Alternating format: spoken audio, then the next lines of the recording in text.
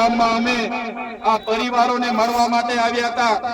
બધા લોકો જે પણ ઈજાગ્રસ્ત થયા છે એમની સાથે અમારી સંવેદનાઓ છે। અમે બધા તમારી સાથે છે। આવનારા દિવસોમાં જે પણ લીગલ પ્રોસેસ માટે આગળ જવું પડશે તો આપણે લડીશું। માનવ અધિકારમાં જવું પડશે ત્યાં પણ જઈશું। અનુસૂચિત જનજાતિ આયોગમાં જવું પડશે ત્યાં પણ જઈશું। યુનો કોર્ટ સુધી જવું પડશે ત્યાં પણ જઈશું। પણ ગુજરાતમાં કોઈ પણ જગ્યાએ આદિવાસીઓને હેરાન થવા માટે નહીં દઈએ। અને સરકારને પણ કહેવા માંગીએ છીએ આ પાડલિયાના લોકો એકલા નથી। હવે પછી જો અમારા પાડલિયાના લોકો સાથે હેરાનગતિ કરશો તો અમે હજારો નહીં પણ લાખોની સંખ્યામાં અહીંયા ઉપસ્થિત થઈને તમારી સાથે ત્યારે મારા વડીલો, યુવાનો, માતાઓ, આજે અમે મુલાકાતે આવવાના હતા। ગઈકાલે જ તમને અમે જાણ કરી અહીંયા તમે સૌ ઉપસ્થિત થયા છો। એવા તમામ મુખીઓ, મારા વડીલો, મારા માતાઓ, મારી બહેનો, મીડિયાના મિત્રો અને તમામ પદાધિકારીઓનો આજના આ કાર્યક્રમમાં બધાનો હું ખૂબ ખૂબ આભાર માનું છું। વધારે બોલાય એવું નથી। સુપ્રીમ કોર્ટે આપ્યો, સુપ્રીમ કોર્ટે પણ કીધું કે ન લોકસભા ન વિધાનસભા, सबसे ऊंची ग्राम सभा। ત્યારે આપણા મુખ્ય વાત કરી કે ગ્રામ સભાનો પાવર છે। અનુસૂચિત 5 વિસ્તારમાં ગ્રામ સભાની પરવાનગી લેવી પડે। આ વિસ્તાર 1996 અંતર્ગત આવે છે। તમારે આ કાર્યક્રમ કરવા માટે, તમારે આ પ્રકારનું પ્લાન્ટેશન કરવા માટે ગામ સભાને કેમ જાણ કરવામાં નથી આવી? ગામ લોકોને કેમ નોટિસો આપવામાં નથી આવી? ગામ સભાની મંજૂરી કેમ લેવામાં નથી આવી? એવા સવાલો કરતા વનકર્મીઓએ, પોલીસ અધિકારીઓએ ઉશ્કેરાઈ જઈને આપણા 10 થી 15 આગેવાનોને પકડીને બળજબરીપૂર્વક અહીંથી પોલીસ સ્ટેશને લઈ જવા માટેના પ્રયાસો કર્યા। ત્યારે ગામના લોકો એમને છોડાવવા માટે આગળ આવ્યા। ગામ લોકો છોડાવવાનો પ્રયાસ કર્યો ત્યારે પોલીસના અધિકારીઓએ પૂર્વ આયોજિત કાવતરા મુજબ એ લોકોએ ગામના લોકોને દોડાવીને લાઠીચાર્જ કર્યો। હમણાં જ ગામના મુખીએ, ગામના સરપંચો, એમને ગામના પોલીસ પટેલે મને કીધું કે લગભગ 32 થી 35 લોકો ગંભીર રીતે ઘવાયેલા છે, એમને ઈજાઓ પહોંચી છે અને એ લોકો પોલીસના ડરના કારણે સરકારી દવાખાનાઓમાં નથી ગયા પણ ઔષધિઓની દવા કરે છે, દેશી દવા કરે છે અને આજે પણ એ લોકોની સ્થિતિ ખૂબ જ ગંભીર છે। ત્યારે મિત્રો સવાલ એ થાય છે કે આ પ્રકારની સૂચના કોણે આપી પોલીસને? કયા ભાજપના નેતાઓએ પોલીસને મોકલ્યા? કયા ભાજપના નેતાઓના ઈશારે લાઠીચાર્જ થયો? કયા ભાજપના નેતાઓના ઈશારે અહીંયા 27 જેટલા ટીયર ગેસ છોડવામાં આવ્યા? અને કયા ભાજપના નેતાના ઈશારે અહીંયા 50 થી પણ વધારે રાઉન્ડ ફાયરિંગ કરાવવામાં આવ્યું? આ ફાયરિંગમાં નાસભાગ કરતા ઘણી માતાઓ, ઘણા બહેનો, ઘણા વડીલો ઈજા પામેલા છે। ત્યારે સાથીઓ, આપણો આદિવાસી સમાજ સંવિધાન અને સંવાદમાં માનનારો છે। આપણા લોકોએ સંવિધાનની વાત કરી, સમાજની વાત કરી અને વન અધિકારીઓ અને પોલીસ અધિકારીઓએ એમનો સત્તાનો ઉપયોગ કર્યો। ભાજપના નેતાઓના ઈશારે આપણા લોકોને ડરાવવાનો, ધમકાવવાનો ઉપયોગ કર્યો। આપણા લોકો પર લાઠીચાર્જ કર્યો। ત્યારે આ ભાજપની સરકારને, એમના એસપીને, એમના ડીવાયએસપીને, એમના ડીસીએફને આ ચૈતર વસાવા કહેવા માંગે છે અમે આદિવાસી લોકો સંવિધાનમાં માનનારા છે, અમે આદિવાસી લોકો સમાજમાં માનનારા છે, અમારા આદિવાસી લોકોને તમે છંછેડ છો। અમે સંવિધાનને હવે સમાજ સાઈડ પર મૂકીશું। એ દિવસે અહીંયા હાર પારની લડાઈ થવાની છે। આદિવાસી સમાજનો ઇતિહાસ તમે જોઈ લેજો। આઝાદીની લડાઈમાં અમારા ગુરુ ગોવિંદજી લડ્યા છે, ભગવાન બિરસા મુંડા લડ્યા છે, ટાટિયા નાયક લડ્યા છે, ખાતિયા નાયક લડ્યા છે, જલકારી બાઈ લડી છે, મહારાણા પ્રતાપનો ઇતિહાસ જોજો, અમારા પૂંજા ભીલ લડ્યા છે। ત્યારે આ સરકારોને અમે કહેવા માંગીએ છીએ દેશની આઝાદીમાં પણ રૂપસિંહ નાયક જેવા લોકોએ અમારા સ્વતંત્ર રાજ્યની સ્થાપના કરી હતી। દેશના વિકાસમાં પણ અમારા આદિવાસી સમાજે પરસેવો આપ્યો છે, લોહી આપ્યું છે। દેશના વિકાસમાં જ્યાં ડેમોની જરૂર પડી અમારા લોકો વિસ્થાપિત થયા છે, કોરિડોરની જરૂર પડી અમારા લોકો વિસ્થાપિત થયા છે, નવા નેશનલ હાઈવે બનાવવા અમારા લોકો વિસ્થાપિત થયા છે, એરપોર્ટ બનાવવા માટે અમારા લોકોએ જમીનો આપી છે। જળ જંગલ અને જમીનો પર રહેનારો અમારો મૂળ માલિક આજે પોતાના સમાજ સાથે, આજે ગામથી, પોતાની સંસ્કૃતિથી, પોતાની પ્રકૃતિથી છીનબીન થઈ ગયો છે। આટલું બધું કર્યા પછી પણ અમારા લોકોને તમે રંજાડવાની વાત કરશો। તે દિવસે અમે તીરકાંઠા નથી ચલાવ્યા, 13 તારીખે અમે ભાલાપાલિયા નથી ચલાવ્યા, પણ અમારી માતા બહેનોને હેરાન કરવામાં આવશે। આવનારા દિવસોમાં તીરકાંઠા પણ ચાલશે ને ભાલા। અમે વિકાસના સાથે અમારે કોઈ નિસ્બત નથી, વિકાસનો અમારે કોઈ વિરોધ નથી, પણ આદિવાસીઓના ભોગે વિકાસની તમે વાત કરો છો એને અમે સંમત નથી। એક બાજુ આઝાદીના 78 વર્ષ થઈ ગયા, અમારા લોકો આજે આઝાદીના 78 વર્ષ પછી પણ 2 ટકના રોટલાઓ માટે અમારા લોકોને શહેરોમાં મજૂરી કરવું જવું પડે, અમારા બાળકોના શિક્ષણ માટે શાળાઓમાં શિક્ષકો માટે આંદોલન કરવું પડે, સારી શાળા માટે આંદોલન કરવું પડે, પીવાના પાણી માટે આંદોલન કરવું પડે, જંગલની જમીન માટે આંદોલન કરવું પડે, અમારી ખેતીના પાકના ભાવ માટે આંદોલન કરવું પડે, અમારા યુવાનો સાથે જે અત્યાચાર થાય એના માટે આંદોલન કરવું પડે, મારી બે દીકરીઓ માટે આંદોલન કરવું પડે। ત્યારે અમે આ સરકારોને કહેવા માંગીએ છીએ, આ તમારી મનુવાદી સરકાર, આ તમારી સામંતશાહી સરકાર, આદિવાસી સમાજ હવે જાગી ગયો છે। સરકારને અમે કહેવા માંગીએ છીએ, હવે અમારો સમાજ લડેંગે જીतेंगे, जिंदाबाद मुर्दाबाद, आगे बढ़ो। हाय सरकार, हाय हाय, आवेदन निवेदन હવે અમે કરવા માંગતા નથી। તમે પાડલિયા ગામ સાથે જે અત્યાચાર અમે કર્યો છે, જો આવનારા દિવસોમાં જે પણ લોકો પર એફઆઈઆર થઈ છે એ એફઆઈઆર રદ કરવામાં નહીં આવે તો આવનારા દિવસોમાં અમે પાલનપુર એસપી કચેરીનો ઘેરાવો કરીશું। તમારે એફઆઈઆર કરવી હતી, જે પોલીસ અધિકારીઓએ લાઠીચાર્જ કર્યો, જેમનો આદેશથી લાઠીચાર્જ થયો એવા ઉચ્ચ અધિકારીઓ પર એફઆઈઆર કરો, એ નેતાઓ પર પણ એફઆઈઆર કરો, એમના પર પણ કાર્યવાહી કરો। ભાજપના વન મંત્રી હમણાં જ નવા વનના મંત્રી બન્યા છે, એને હોસ્પિટલમાં પોલીસ અધિકારીઓને બધા સાથે મુલાકાતો લીધી, એમને એવું સ્ટેટમેન્ટ આપ્યું કે જે પણ લોકોએ જંગલી લોકો અમારા પોલીસ કર્મીઓ પર હુમલો કર્યો છે એમને છોડવામાં નહીં આવે। ત્યારે મીડિયા મિત્રો, એ ભાજપના મંત્રી, એમના કલેક્ટર, એમને કહેવા માંગુ છું, છોડવામાં નહીં આવે નહીં। આ આદિવાસી સમાજ છે, અમારા એક પણ અમારા પાડલિયા ગામના એક પણ આગેવાનને ખોટી રીતે હેરાન કરશો તો અંબાજીથી ઉમરગામ નહીં, રાજસ્થાન અને મધ્યપ્રદેશના પણ હજારો આદિવાસીઓ અહીંયા આવીને ઉભા થઈ જશે। એફઆઈઆર રદ કરો, અને તમારે એફઆઈઆર કરવી છે તો બંને પક્ષે એફઆઈઆર કરો।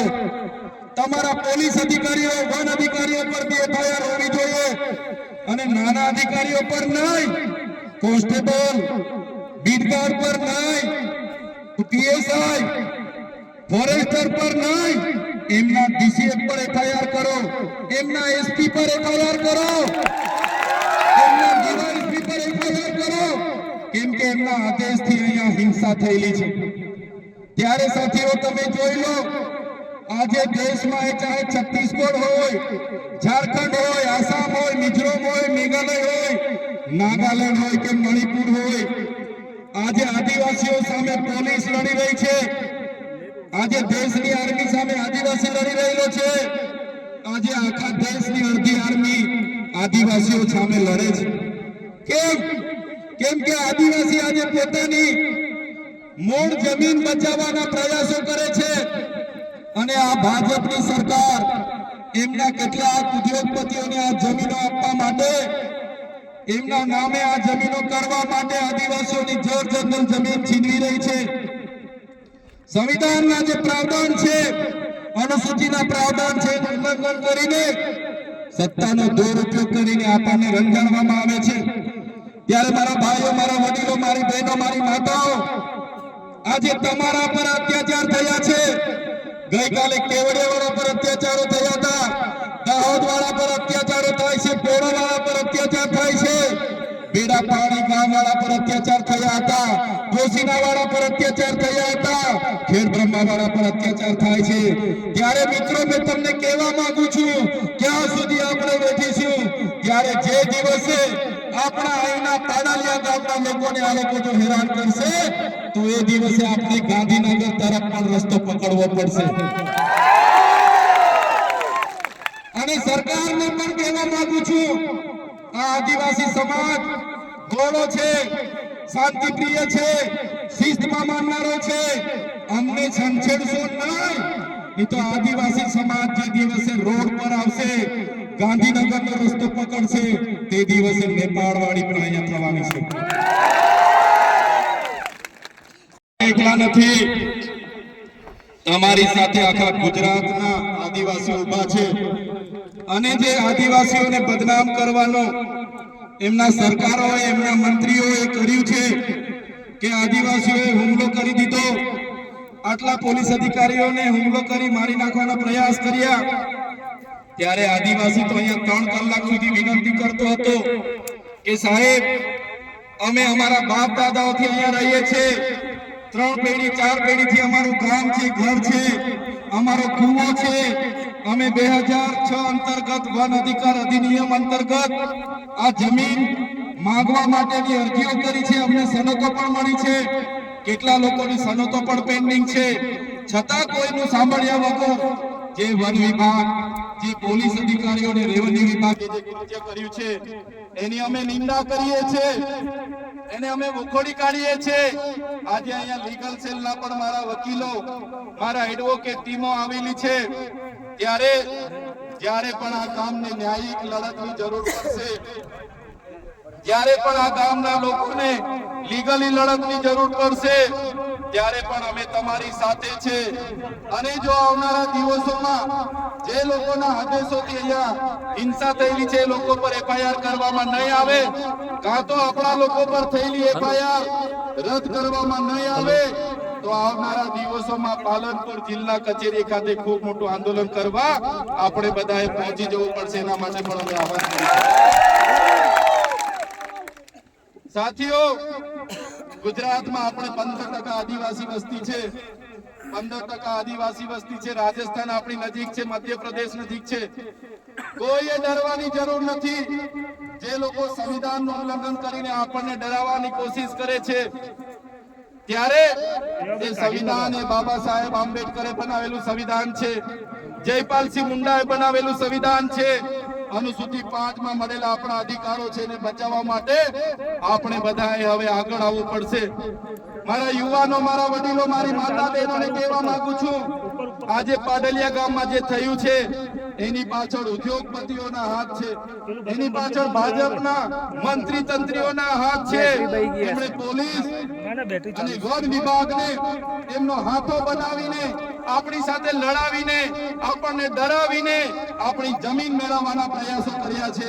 ત્યારે આપણે બધાએ પક્ષ, પાર્ટી, સંગઠન, સંપ્રદાય અને બધું જ ભૂલીને એક આદિવાસી તરીકે જ્યારે પણ આપણા ભાઈ સાથે અન્યાય થાય, જ્યારે પણ આપણી બેન સાથે અન્યાય થાય, જ્યારે પણ આપણી જરૂર પડે ત્યારે બધાએ એક અવાજ પર ભેગા થવા માટે તૈયાર થઈ જવું પડશે, નહીં તો આપણી જમીન આ લોકો આપણા પરથી છીનવી લેશે.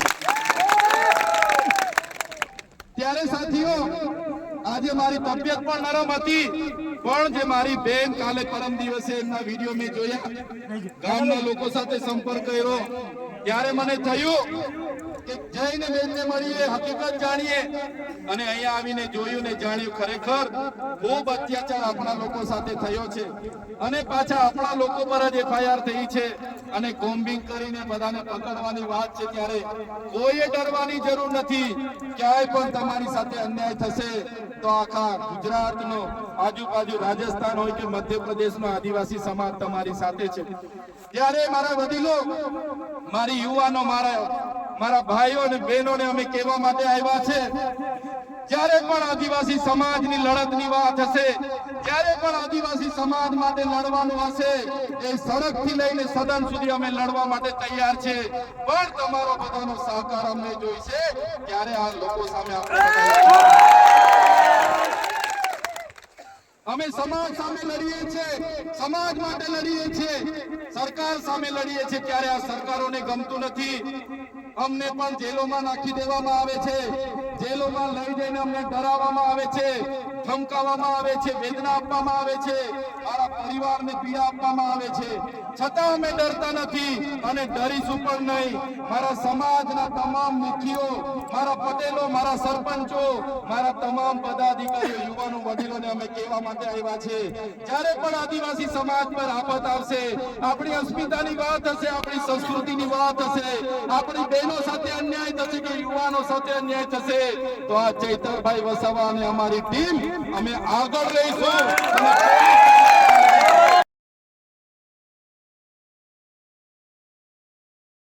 તમે પહોંચ્યા છો, મોટી સંખ્યામાં લોકો પણ પહોંચ્યા છે, આપે પણ સરકારને ચીમકી આપી છે.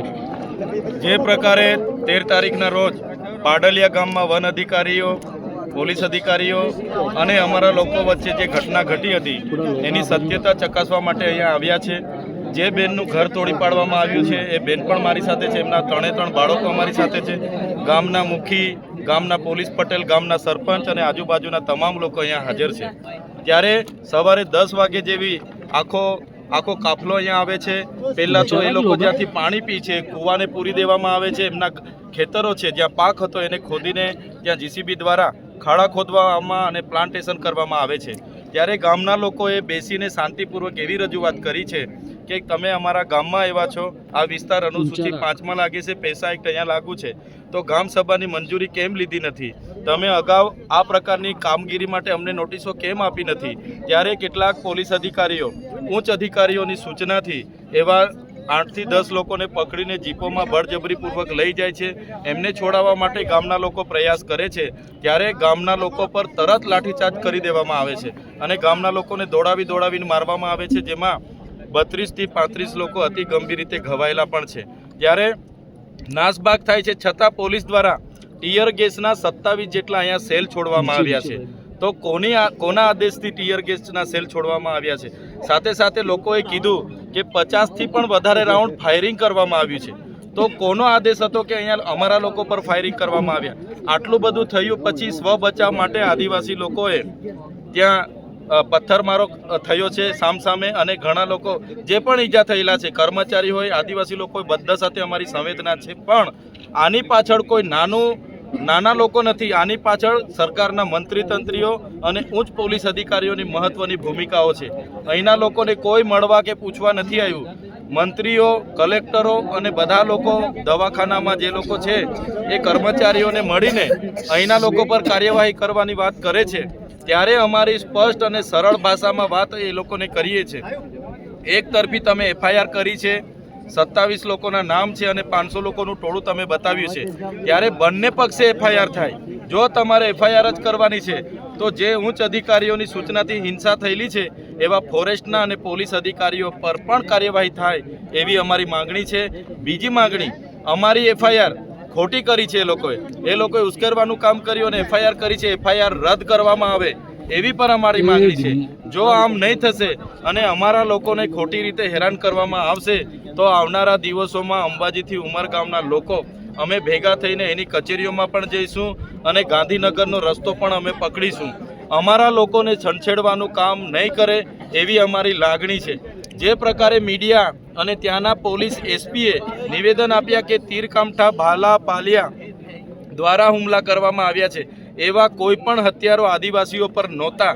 આદિવાસી સંવાદમાં માને છે, સંવિધાનમાં માને છે, અને સંવાદ અને સંવિધાનની વાત કરવા માટે જ આદિવાસી અહીંયા 3 કલાક એ લોકો સાથે સમજૂતી કરી, પછી પણ નહીં થઈ અને લાઠીચાર્જ કર્યો. ત્યારે આ હિંસાની ઘટના ઘટી છે. તમે જુઓ આ બેન પર એ લોકો શું માગી ખાય છે. આ એમના નાના છોકરાઓ છે, એમનું ઘર તોડી પાડ્યું છે. ઘર આજનું નહોતું, વર્ષોથી એ લોકો રહે છે.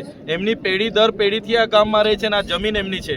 એમણે 2006ના વન અધિકાર અધિનિયમ અંતર્ગત દાવા પણ કર્યા છે. તો સરકારે એ દાવા મંજૂર કરીને આપી દેવા જોઈએ, સનતો આપી દેવી જોઈએ. સરકાર કેમ નથી આપતી? એટલે ઉદ્યોગપતિઓના ઇશારે કામ કરનારી આ ભાજપની સરકાર એમના વન મંત્રીના ઇશારે એસપીના ઇશારે અહીંયા હિંસા થયેલી છે અને જે પણ અમારા આદિવાસી સાથે અત્યાચાર થયો છે જો એમને ન્યાય નહીં મળશે તો આવનારા દિવસોમાં અમે માનવ અધિકાર આયોગમાં અનુસૂચિત જનજાતિના આયોગમાં અને યુનોની કોર્ટમાં પણ જવાની ફરજ પડશે તો એમના ન્યાય માટે અમે જઈશું. આજે અમારી લીગલી ટીમ પણ છે. અમને જ્યાં પણ એવું લાગશે ત્યાં અમે આવનારા દિવસોમાં આગળ વધવાના છે. તો જે પ્રકારે કૂવાને પૂરી દેવામાં આવે, કૂવામાં આ બેનના પતિ પણ એમાં જ મરણ પામ્યા છે, ત્યારે એમાંથી પાણી પીતા હતા અને કૂવાને પૂરી, એટલે આ એક આદિવાસી પ્રત્યેની સરકારની માનસિકતા છતી થાય છે. કોઈ બીડગાર્ડની કે કોઈ પોલીસ કોન્સ્ટેબલની હિંમત ના થાય, પણ એમને કેટલાક નેતાઓ, ઉચ્ચ પોલીસ અધિકારીઓ, ઉચ્ચ પોલીસ અધિકારીઓ દ્વારા આદેશો થયા અને અહીંયા હિંસા થઈ છે. 35 જેટલા લોકો આજે અમારા ઈજાગ્રસ્ત છે. ત્યારે સવાલ એ થાય છે કે તમને ફાયરિંગ કરવા માટેની પરવાનગી કોણે આપી? તમને ટીયર ગેસ છોડવા માટેની પરવાનગી કોણે આપી? લાઠીચાર્જ કરવાની પરવાનગી કોણે? જેણે પણ પરવાનગી આપી છે એમના પર પણ કાર્યવાહી થાય એવી અમારી માગણી છે. સાહેબ, આવનાર સમયમાં શું આયોજન રહેશે? આવનાર સમયમાં અમે આજે બધા આગેવાનો મળ્યા છે. આવનારા દિવસોમાં જે પણ કાર્યક્રમો ઘડાશે એમાં આખા ગુજરાતના લોકોને અમે બધાનો સહકાર રહેશે. આજે મારી તબિયત નરમ હતી છતાં મારી બહેનનો બધાનો આગ્રહ હતો તો અમે મુલાકાતે આવ્યા છે. આજે બેસીશું અને જેવું આયોજન થશે, અમારે સડકથી લઈને એને કચેરીઓ આયોજન કરવાનું થશે કે વિધાનસભામાં જઈને એના ઘેરાવા કરવા પડશે તે પણ અમે કરીશું. પણ અમે સ્પષ્ટ કહેવા માગીએ છીએ, અમે હવે વિકાસના નામે એક પણ ઇંચ જમીન આદિવાસી આપવા માગતા નથી. અમે એક ઇંચ પણ જમીન વિકાસ માટે આપવા સહમત નથી. અમારો જળ, જંગલ અને જમીન અમે સાચવેલી છે.